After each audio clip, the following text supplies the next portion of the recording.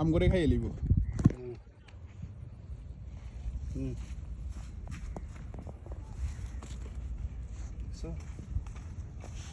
পানিতে ফেলাইব না, এটা ক্ষতি করে তো, 110 ক্ষতি করে বন্ধু, পানিতে ফেলাইও না। এই পানিতে ফেলাই এটা জীবন পাই দিব, এটা মরে যাক। এটা তো এমনি, এটা তুই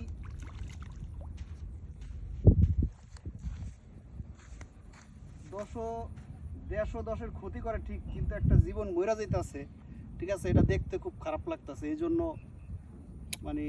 তারপরে যেটা 110 ক্ষতি করে সেটা কি উপকার হিসাবে মেনে নেওয়া ঠিক হবে না? তারপরেও মানে খারাপ লাগতাছে, একটা জীবন মইরা যাইতাছে, ঠিক আছে। এটা কোনো এক বিদেশি এসে নাকি এই মাছগুলোকে এখানে ফেলে দেওয়ার পরে নাকি পুরো বাংলাদেশ এখন নদী